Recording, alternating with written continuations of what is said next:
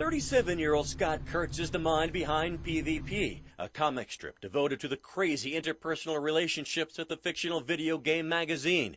Every character is quirky, from the boss, Cole Richards, who loves 80s pop culture, to Brent Sienna, a coffee addict slacker banned from Apple computer stores. And then there's Jade Fontaine. Brent has asked to marry her twice. Scott has been drawing and writing comics since the 4th grade. I just wanted to be in the newspapers like Jim Davis with Garfield.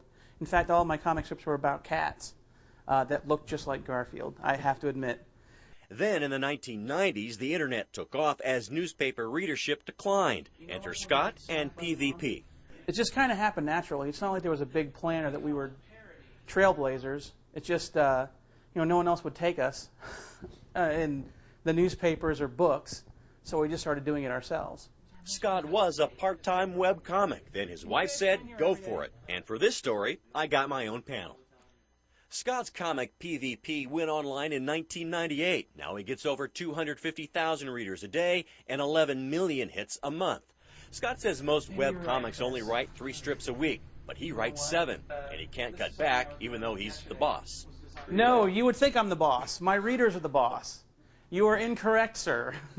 They are in charge of my output, not me. And putting out right next to Scott is fellow webcomic Chris Straub, the 29-year-old creator of an equally wacky strip called Starslip Crisis.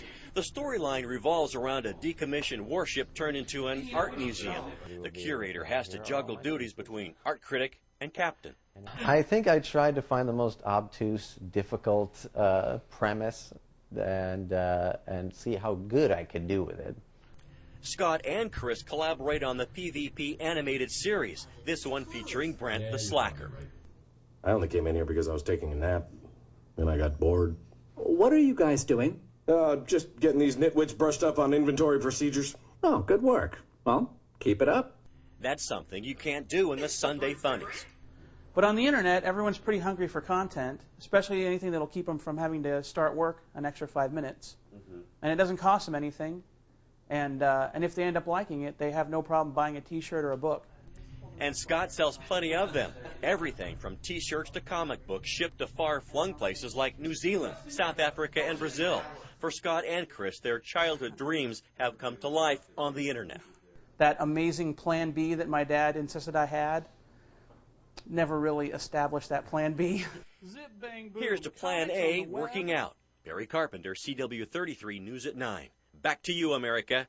Zounds, I've completely lost control of this story.